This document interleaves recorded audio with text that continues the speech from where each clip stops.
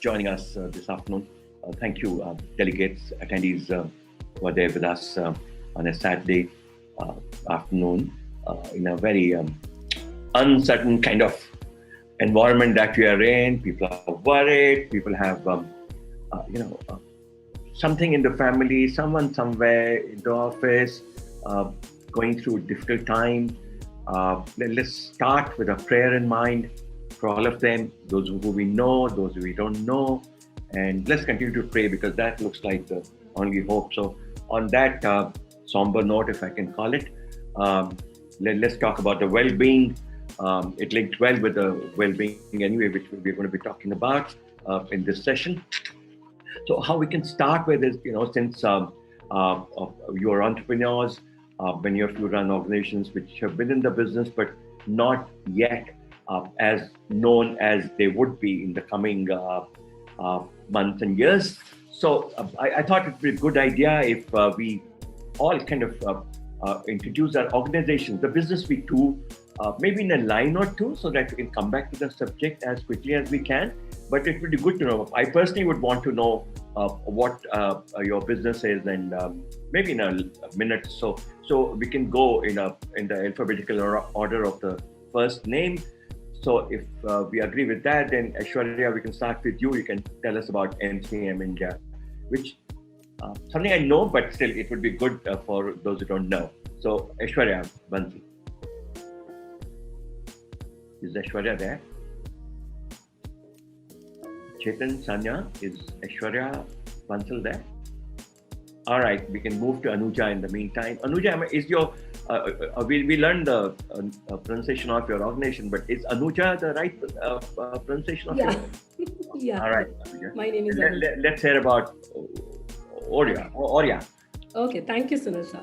Okay, so my company is a 360-degree business management consultancy, which is into branding, marketing, designing, web development, e-commerce solution, application development, and HRM management. But our fortes are marketing, branding, and IT. So what are the kind of clients you work for? Are they essentially startups, or are they?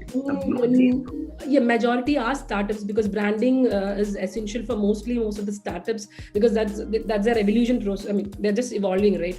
But we also do kind of works for other major brands also, because kind of they need IT maintenance or maybe like designing works. So we work with other major brands also. In organization. Thank you, Sunil sir.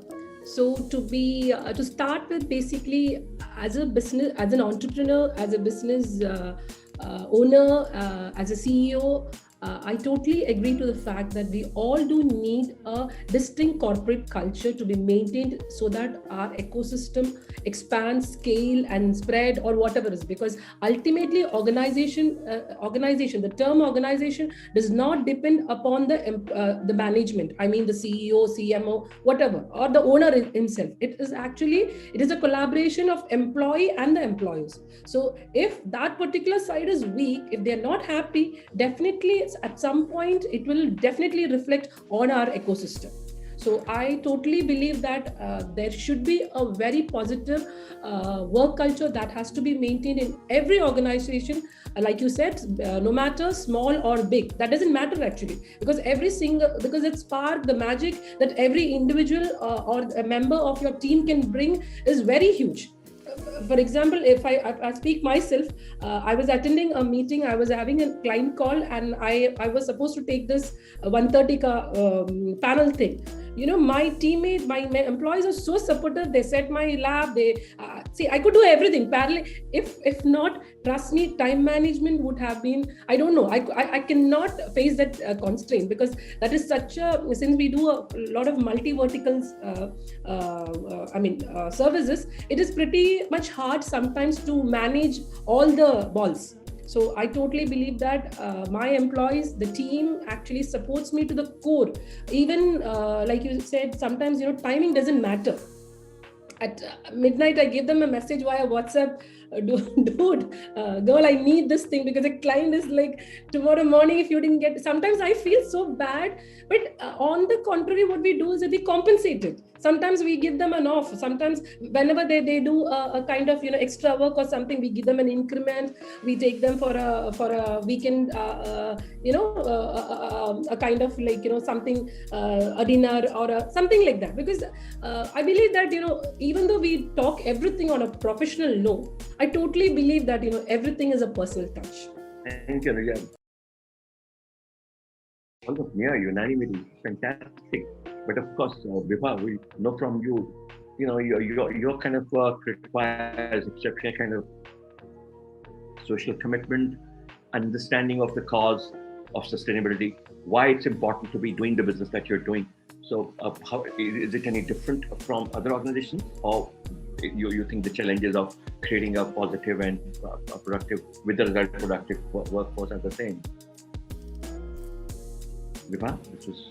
So I have actually a very a big mixed bag of people, because we have a factory, and so we have basic level of workers, along with, of course, with a very high-end sales staff and others. So we have huge and then big operations in many cities. So we have a team which is very, very different, by nature, by temperament, very different type of people. So one thing which I always do, which seems very basic to, I think you have said a lot of things, is to make the workplace I try to make it very beautiful, keep it very clean, put a lot of plants, keep it very happy place. So, because everybody spends the best time of their life in this place. So I feel that they should come in and feel cheerful, they should give a joy as soon as they walk in, and they should feel joyful to walk into this place. And I've made it the color combinations and others. So whenever recently I set up a new office, so I spent a lot of money and paid a lot of attention to the color schemes, and to make sure that if the people come, they have this cheerful in their heart. So this is one point I feel, and I think it does help, because you have done it once, it continues to help you day after day. So is that a new line of business? That's one thing. You talked about. No, it was an office. Sorry, nothing else. Aside, same business, but second, I feel that we continuously do town halls, which I wasn't doing them very regularly before, but during COVID, I felt the team was actually falling apart, because there were so many cities and they were feeling a little down. So when we started this tradition of having chatting every day at 5:30, everybody joins WhatsApp. So we all just chat and tell each other what all we accomplished today, how was our day. So I think that is something immediately it helped the whole team to glue up much better. And I think that was so every Saturday we have a town hall, and that town hall also we again talk about their birthdays, people's birthdays or marriages, or just have fun. Any good announcements which have to be made. So that all those things have really helped the workplace. Thank you so much. So I think now that we kind of know each one individually, what you do, what you think about creating a culture, now we can be a little more unstructured and talk things, kind of brainstorm on what it should be. So one of the things I have in mind, and all of you are very young, but still, as Anushka said, she has people from all age groups. Similarly, we have people from all backgrounds who work in our organizations, performing different roles. But what I do want to talk about is, because I think I speak with several people, and I find that the expectations that an employee today has from an organization that he or she works for have changed quite a bit, have changed drastically in the past 5 to 10 years. I don't want to talk about anything this generation, that generation. I'm talking about even beyond millennials. I'm actually tempted to talk Gen Z, right? As they understand, this is the generation which was digital native. They were born at a time when there was internet. They're exposed to global best practices, and also there is a lot more thinking about what the world should be. Everyone has an idea about what the world should be. Not my world, but generally what the world should be. There's a certain kind of idealism which has always been there, but now a little more so.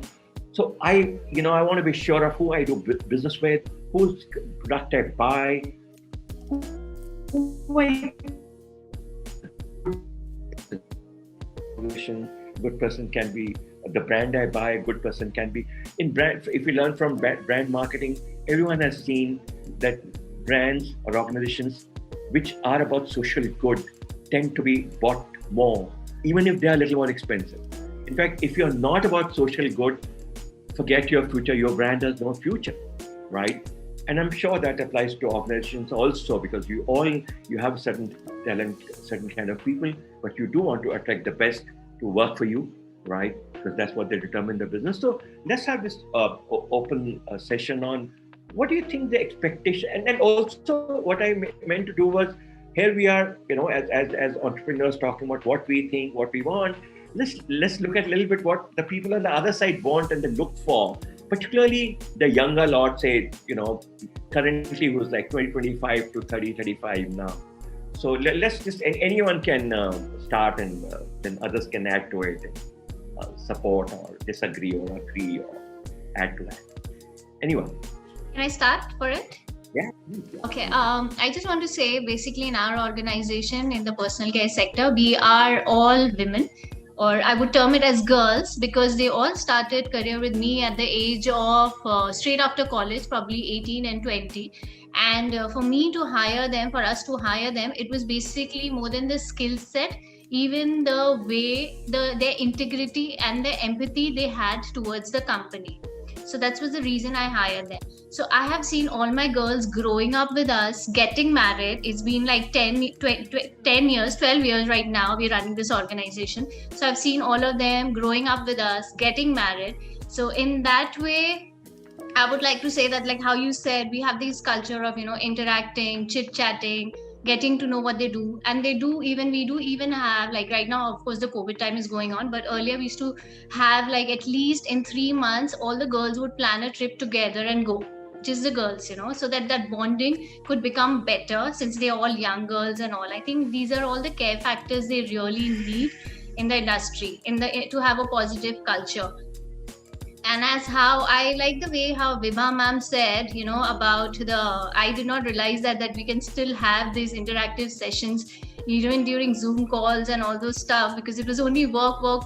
We are even trying to redefine the work, in these COVID times, because it's not easy when they are actually missing the office space and all that stuff, especially all the girls working with us. Yeah.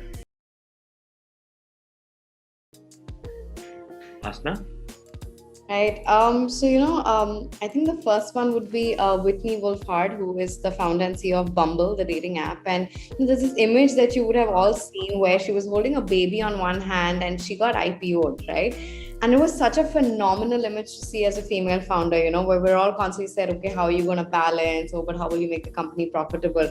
Just to see her with that baby and, being the youngest, I think she is the youngest billionaire CEO in America right now, was phenomenal. And I've spoken to people who work at Bumble. Majority of her employees are female, and there's incredible balance. They're all working towards a product that's really changed the way women interact online, making the first move. So she's definitely an inspiration, and that culture has seeped onto every single piece of the company, the product, the way people speak, etc. The second one also is a female-led company called Canva, which is a design company based out of Australia. Also IPO, was $1 billion company, and I happened to interact with the team as well. And again, that core philosophy of, their philosophy is, making design democratic, but it's not just a statement that's on their website. They make that piece, a passion point for every employee, you know, where the way they interact with other people, the way they work, why they're updated, everything is connected by that. And these are both phenomenal female-led organizations that show, you know, entrepreneurs like me that you can have it all. You can build a successful company. There are no rules, and it all starts with you. So two women founders I really look up to, and I recommend as much as you can read a lot about Whitney and her journey. It's very inspiring. Brilliant. That was really interesting. Basna, Vibha, yes. Recently, there is this book called by Dale Carnegie, you know, how to influence people. So that I knew about the book for a very long time, but I never read it. And actually, somehow it landed up on my Kindle one day. Somehow the Kindle guys just gave it free. So how to influence people is something which has always been on my mind. And when I read it, and it's such an old book and in a very, very archaic, old-time language, but it made some very solid points. And I had a habit before this that frequently, you know, in our business, we meet these people, we feel they are the scum of the earth. You know, you go to these government offices and these people are simply not responding. These clerks are really killing you. So I used to really lose my temper. That kind of stopped me on the track. That book, I realized, holding on and keeping your behavior stable and keeping your personality very strong, rock solid, and coming always from the place of dignity is very important. So I would say in this last 1 year, that kind of really changed the way I look at things in all aspects. And thank you so much.